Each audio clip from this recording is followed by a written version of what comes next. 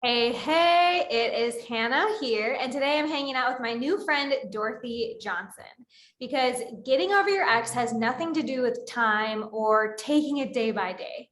Dorothy teaches her clients how to get over their ex and build a better life, one that you had, that was even better than you had with your ex. And she helps you do this in 3 months or less by addressing the root cause instead of heartbreak symptoms. So she has a simple 4-step process to heal your heart, create closure, and get excited for your future again. And Dorothy, something that I've learned about healing past stuff, whether it was relationships or like an eating disorder for me, is that taking care of those heartbreak symptoms that you might call them, allows you to get present to your potential, your greatness, your potential business ideas, your book idea. And so I'm really excited to talk to you about how you've taken the healing process to open a business, because I think that they're very connected, right? Yes, so exciting. Yes, I Yes. love it. So I have to know, were you the girl in third grade who said, I'm going to be a relationship coach when I grow up? Or when did this dream role present itself to you? What's the origin story of your coaching? So, yeah, that's so funny to think about third grade me. I'm like, I don't even know what I wanted to do at third grade, but I came out of high school wanting to do marine biology. We were talking about where we live. I moved from Minnesota to the panhandle of Florida to get my marine biology degree. And I quickly changed into psychology, which was a very interesting shift because my dad was a psychologist. And I grew up always telling him, like, I will do anything except for what you do. I hate what you do. I don't like it. I don't want anything to do with what you do. And then I found myself in college courses, and the ones that I was just like super mind consumed with was psychology. Um, I still resisted the therapy counseling component of all of that. And so I went into industrial organizational psychology where I got to do business analytics. And in my mind, I was like helping people love what they do. And it's just like really fascinating now because I use a lot of the principles that I learned in industrial organizational psychology in heartbreak coaching, which doesn't sound relatable, but literally, like this morning, we were talking about metrics and creating quantifiable results in the program for my clients. And you have to quantify things that are not typically quantified. And so it's an amazing background to have going into heartbreak coaching. But that's like a whole side note because I just think that's so fascinating. I haven't really thought about that since you asked the question. And then for heartbreak coaching, so obviously, I went through a very traumatic breakup. I went through something that felt really difficult. I oftentimes talk about how losing someone who's still alive is harder than losing someone who's passed away. And obviously, like that's not really the case for everyone, but for me, that was my experience. I had lost someone really close to me to death. And then I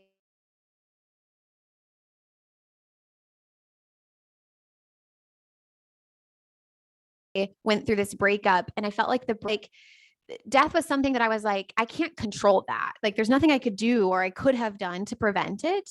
However, the breakup felt like there was something I could have done differently, or there was something that I could have done that would have changed the outcome, or maybe there's still something I can do to change the outcome. So I went through this very traumatic breakup with this guy of 7 years. We had been dating since undergrad. I went to grad school. He went to dental school. I got my big girl job in the city, all of the things. And then he finished dental school. So we were going to move back to Florida. And I was just so excited because I felt like we were finally starting our life. And I was 26 at the time. So I thought, oh my gosh, we're getting married. We're going to have babies. Like I'm right on track for all the things. Um, and a month after we had moved back and gotten our home, I had to go away to Chicago for a business trip. And while I was away, he broke up with me on the phone. And I was very upset about this. And I'm a Taurus, so I'm super stubborn. And I was very upset that he broke up with me on the phone. I was like, I was home a week before. I'm going to be home in a week. Why are you breaking up with me on the phone? All of this stuff. And so I found a place, like an apartment that I wanted to rent. I rented it and moved in with my suitcase and told him that I would come pick up my stuff after, when I knew he wouldn't be home. And so then I get to the house like a month later to pick up my things, and he had piled all of my things in the front room, and a new girl had been staying at the house ever since I had left. My neighbor was letting me know this, and I was so distraught. So I wasn't like, there was the pain of losing my best friend, losing the person I thought I was going to spend the rest of my life with. And then it was like compounded with anger and resentment and betrayal of this new girl just seemingly swooping in and taking the life that I had worked so hard for. So, and I just didn't understand like how did he replace me so quickly? Like all of those kind of belief systems and patterns were forming. And I got to work. So I decided in that moment, I was devastated. I was just a complete hot mess, a total wreck. I practically left all of my stuff there. I was like, you can handle all of it. And I just took like what I needed and packed it in my car and drove back up to Chicago. And in that drive from Chicago, or from Florida to Chicago, it was almost like I made this pact with myself that I wasn't going to do any less.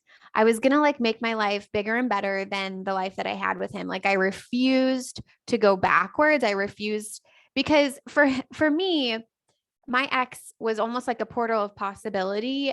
He had a lifestyle that I had never been a part of. He had a family that I had never been a part of. Like he had things that I was just like, oh my gosh, I want those things in my life. And I felt so attached to him because he was the one that showed me that they were available. And that was a part of the undoing, that I was like, oh my gosh, I want to figure out how to have that life without him so that no one can take it away again in the future.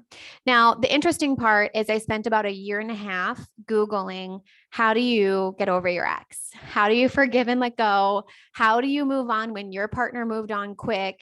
And there was all kinds of stuff on the internet. There was the no contact rule, meditate, get in the best shape of your life, travel, distract yourself.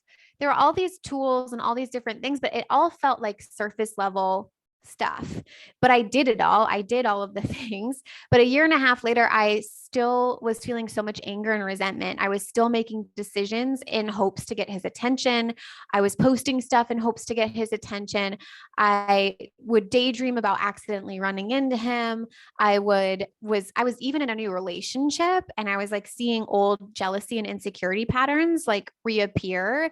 I was comparing that new person to my ex, all kinds of stuff. So I was like, clearly I am not over my ex. And I remember even searching like for podcasts around breakups, and I just like could not find anything.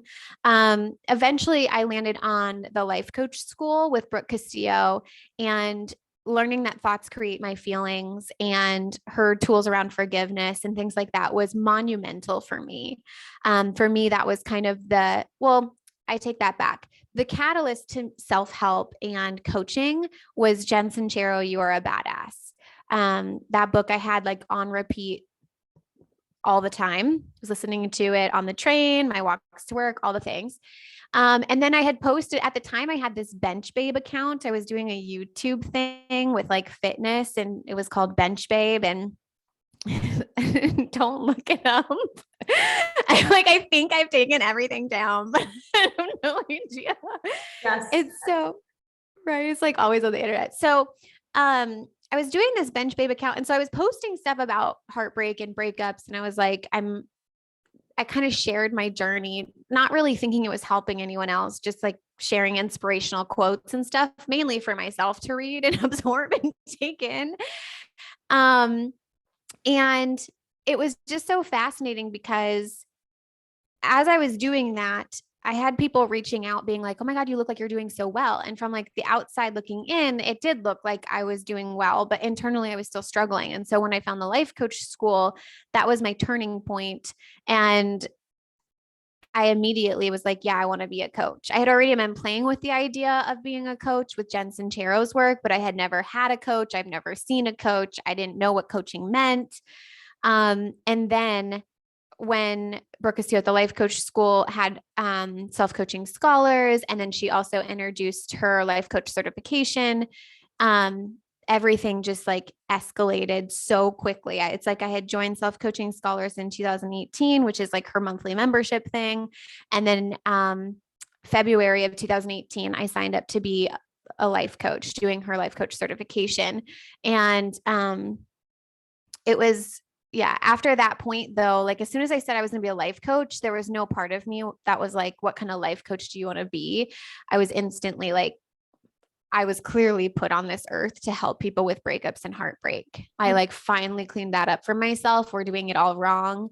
And the stuff that's out on the internet is incorrect. And there's nothing under podcasts. So I was like, yeah, I am going to be the breakup coach, and I'm going to create the podcast for breakups. And we're going to create a completely different way of doing heartbreak.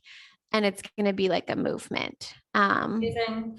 Yeah, that hero's journey, right? Of going through the experiences yourself and the guide presenting itself. This is me, like, making the story, the copywriting story of everything that you just shared, really being so common to coaches who have had life experiences, and that knowing that like inner giant that's like, let me out, do something with this, like allow this to be part of why you're here and like fulfill on this purpose. So with that hero's journey, what I typically hear from coaches is that they have all the inspiration, the guide lines up, they get certified, they have this vision, and then somewhere along the line, they realize they're going to have to learn how to be a business owner, not just a coach, but also a business owner, and do marketing and sales and personal branding and maybe accounting and like, whoa, this whole other brain, like side of our brain that most coaches didn't sign up to use. We signed up to use our psychology, asking questions, inner healing side. And then there's this other like business owner side. So I'm curious, with all that inspiration, you had all the tools. Let's get into some nitty gritty here and talk about moving from that vision of I'm going to start a movement to showing up and bringing it into reality. So what were some of the things that helped you establish your business and start to own this spot, this like the heartbreak coach? What were some of the most critical foundational pieces? Didn't have to be the first thing you did, but what were the foundational pieces that you put in place to set yourself up for that trailblazing? Yeah, that's a great question. I think that a couple of things are coming to mind. The first one was that I just wanted to get a lot of experience coaching. I got so much experience coaching, and the life coach school was really great about guiding you to like your first 100K. I didn't really have my, oh my God, I'm in a business moment until around 200K in revenue. It was like, I felt like I was dropped all of a sudden. I was dropped into this multiple six-figure business that was like, who owns this? Who's running this? I'm like, what happened? How did this happen? And I think in the beginning, it was just getting like so much work around my process and my method and coaching and helping the people. I was getting, and it was like the beginning portion, it was just allowing myself to like throw a lot of things at the wall and see what stuck. When I say I try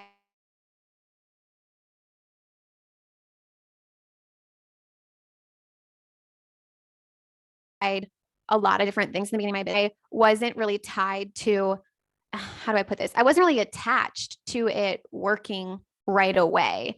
I knew that it was going to be a baby that I would be feeding for a while.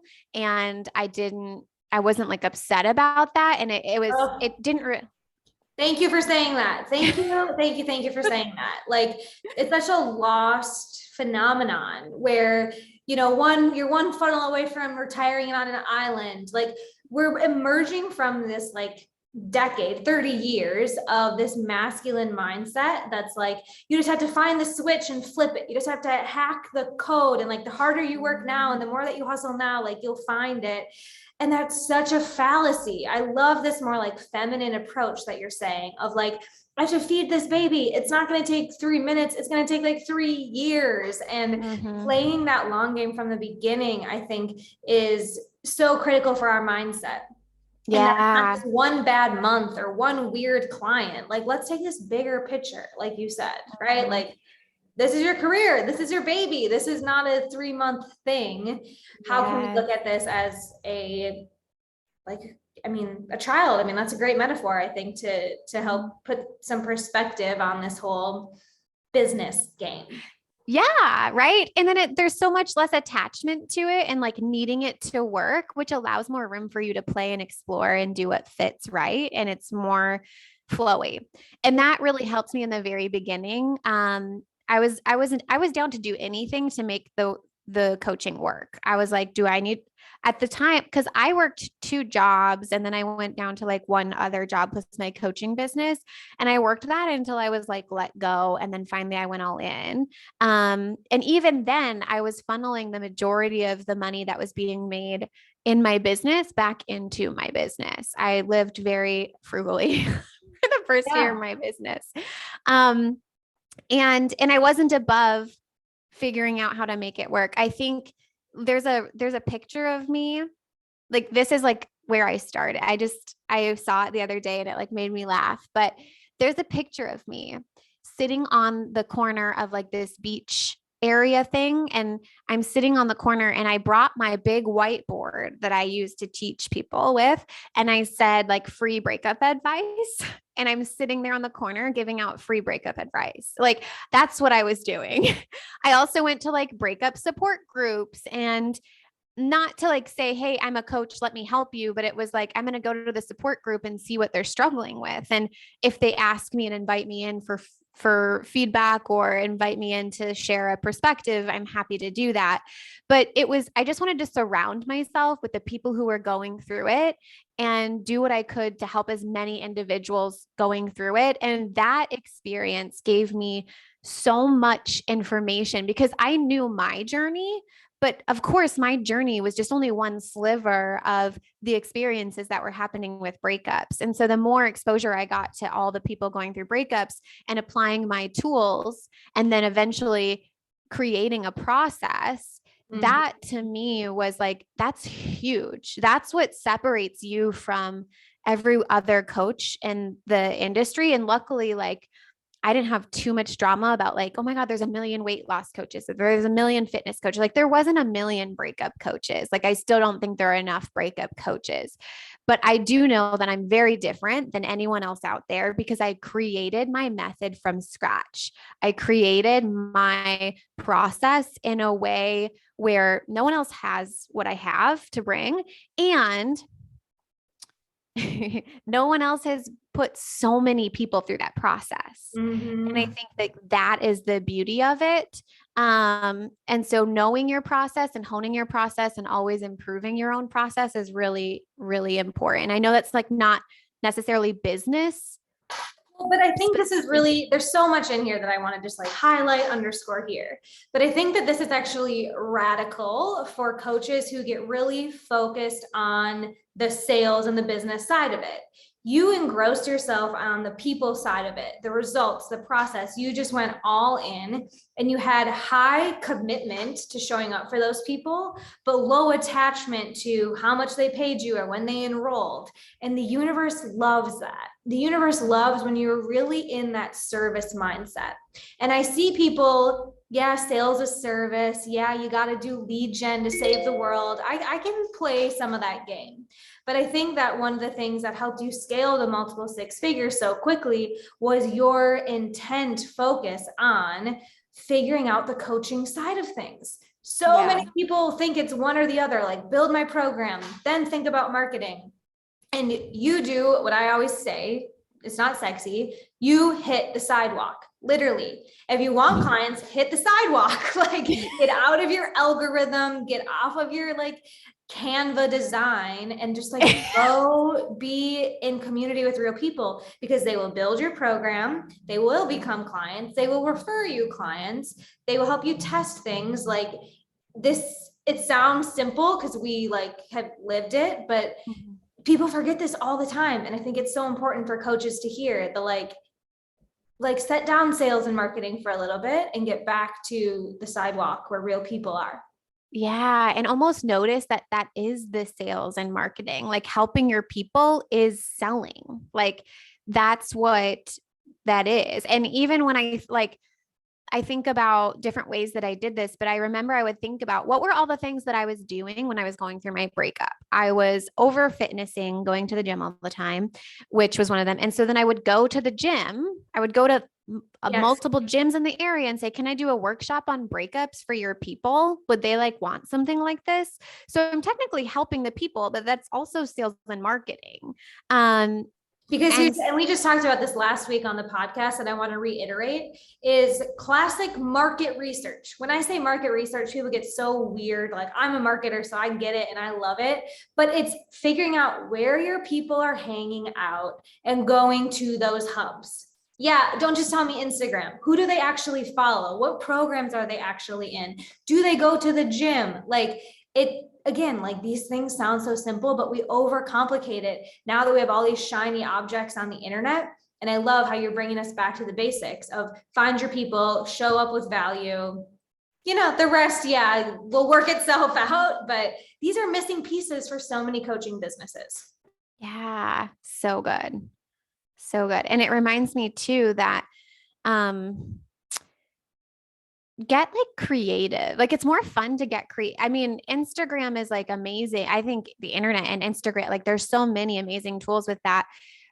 But what would it be like to like get out of the box? And then once the other thing that I was going to say too, that's kind of related to this is once you start actually helping the people, at least from my perspective, you start growing your own belief in your ability to help them. And if you have a strong belief in your ability to actually help anyone with your specific problem that they're helping, it just automatically sells itself. You're magnetic because you're like, yeah, no, I know this works for you. If someone comes to me with a problem and they're like, I don't know if your program's going to work because of this X, Y, and Z, I'm like, it's very certain to me that I have no doubt that it will work. And you only get that through belief and practicing that belief and actually seeing it happen. So if you haven't had like proof of concept clients, you haven't tested your methods on clients, it's like, it's hard to sell and market yourself from that position. It's not impossible. And you're going to have to do it for your first, 5, 10, but it's like, once you get that experience, then it builds your belief and it makes it easier and more fun to sell.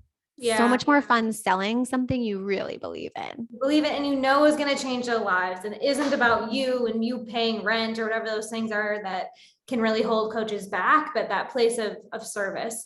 And this reminds me, just like a quick note, that when people go to price things like this, how much should my program be? And it's like, what do you believe? What can you confidently stand behind? Like, this is another like bro marketing thing where it's like, it's 3K, it's 5. We just like make up numbers and say like, just flex your muscle to get there. Just like muscle your mind to believe in this being worth 10K. But if you're out of integrity in that, like permission to do what Dorothy's talking about here and line up with confidence and really feel 100% sure that whatever you invest here is a no-brainer. I know this process, I know the results, because that's selling in integrity and just works a whole lot better for people listening. Yeah. It's like making sure that every single person who works with you gets the result they came for. And it's not, go ahead. I want to take it somewhere, but finish that thought. Yeah, I was just saying, because I think that that's what really helped me in the beginning was recognizing like every person, I'm just building my belief that every person who works with me gets what they came for. And you do that as you're selling to someone, you're talking about that, but you're also delivering that. Like you actually deliver that. If someone comes to me and they work with me, they get exactly what they wanted from it. And you do everything in your power to make sure of that. Does that make sense? Totally, totally. So having confidence in your process and knowing you get clients' results sounds like it makes your sales process a lot more easeful. You don't feel like you're pressuring or convincing anyone. Right. Tell us about a couple other things that you do in your marketing or in your business or in your approach that makes sales easeful. What are some of the things that you feel like, oh, this makes it a no-brainer, people are showing up ready to invest? Yeah, these are all things that I've like learned from other coaches. So I don't know if you know Stacey Bayman. Stacey Bayman taught me one thing once when I was in her 200K mastermind that like really blew my mind about speaking to your ideal client. So making sure that you're speaking to and talking to your ideal clients, because I think sometimes when we're in the coaching realm, we're taught to like coach on objections. And I that's a whole skill set to like learn as well. I feel like I've like it's kind of crazy because I haven't done face-to-face selling in a long time. And last week I did like a 5-day training, which I haven't done since a year ago. And I got to coach on an objection. And it was like, it's such a different when you're just really curious about it and you have no ties to someone being there, it's such a beautiful thing to like actually coach on an objection. Like this one specifically was, she brought up like, I'm strapped for money, this, that, and the other. It's a lot of money. And I'm like, when we really looked at it, it all came down to like, I don't think I deserve this. Who am I to deserve this?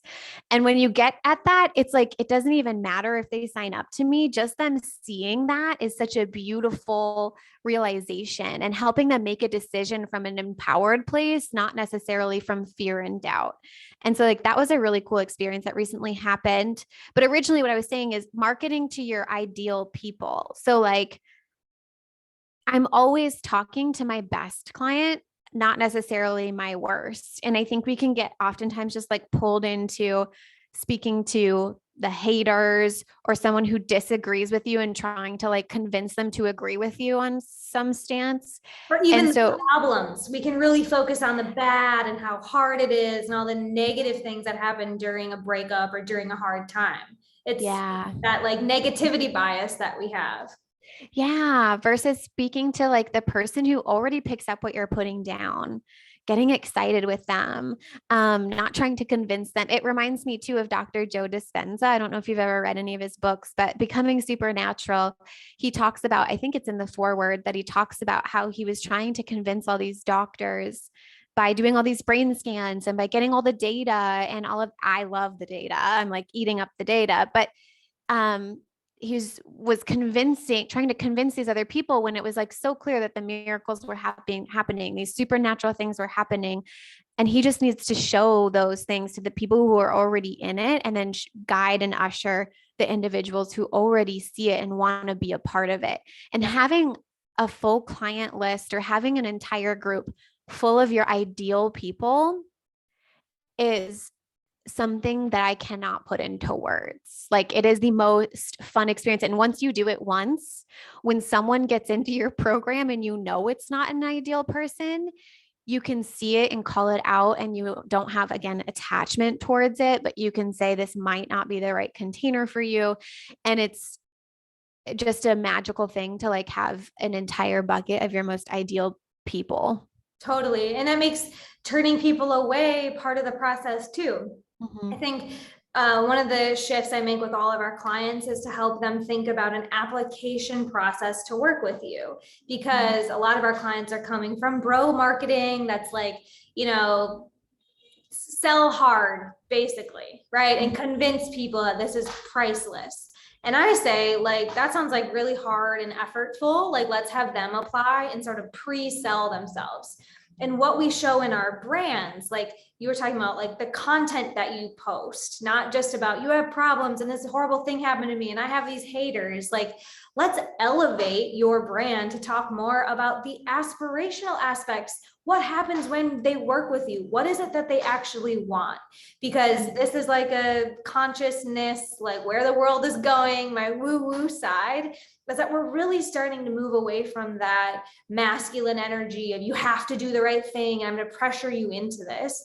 And we're starting to look for more places of self-expression and freedom and human connection. And so these approaches to marketing, aspirational, calling people in, letting them make their decision. I might not be for you. Like, But if you are, I'm here and I'm really confident that I am the solution for you. That energy is what's going to, I think, help the coaching industry thrive. If we keep going down the problem, agitate, solve thing, I think we're going to put a lot of people off. I agree. Soapbox for the day. Yeah, no, I agree with that. I'm very much loving that. I got into human design about a year ago. And so that has been I was into inner voice. So doing inner voice work with Jess Lively and all of that. And then human design kind of took over about a year ago for me in my realm, and mixing human design and inner voice for just me personally. And then also inside of my programs. It's been really helpful for marketing and sales, because the best thing I could ever do for someone is just to guide them back to themselves and help them make that decision from an aligned place and an aligned, empowered place for them. So that when I'm talking about sales or marketing, or if I'm helping someone make a decision, I don't know what's best for them. I know what my program does, and I know what my process does, and I know what it delivers for anyone who joins. But that is not my place to say that what's right for someone right now is to be there. And I think that human design and inner voice, and helping them listen to their inner voice and using their authority within their human design, has been really beneficial in helping them come back to themselves, feel empowered and like certain in their decision, even if that decision is no, Get Over Your Ex program is not meant for me right now. But Dorothy, that's a true coach, to use inner wisdom tools and allow people to find their answers. And again, I'm like really on a soapbox thing about this, because I'm so fried with the coaching industry leaving that and thinking we have the right answers for our clients, when we can give tools and assessments, but I am with you in this, like, guide people to their answer. And if my program is right, they're going to be the perfect clients, because they're going to show up and feel called and be aligned, and not just be questioning me in the process the whole time, because I convinced them to be here. Yes, so good. Amazing. Okay, so with that, if we've got folks experiencing heartbreak, or, I think that's really the folks that will want to like really continue this conversation with you, but it could just be that they're looking for some of that inner guidance back to themselves, because like you said, these symptoms of heartbreak are really just like that mirror, right? That opportunity to work through some stuff that's happening in our inner world. So where and who should go check you out? Where should they go? How do folks continue this conversation with you? Yes, I love it. So I have a podcast called How to Get Over Your Ex. So if you have a friend who's suffering from heartbreak, maybe you're suffering from heartbreak, wanting to get over your ex, or wanting to build a life that's bigger and better than the one that you had with your ex, I highly recommend going to take a listen over there. And then if you just want to come hang out with me, have conversations about business, anything like that, feel free to follow me on Instagram at Breakup Coach Dorothy. Slide into my DMs. Would love to chat with you. Yeah, I'll see you there. Amazing. Yeah, we'll make sure we have links to your podcast and your Instagram, because you are a delight to chat and connect with. And I'm sure you've got lots of value and great conversation for folks to jump into. Thank you. So thanks for being here, Dorothy. Listeners, I'll be back next week with another inspiring guest that will help you make your dream life and business and relationships your real life.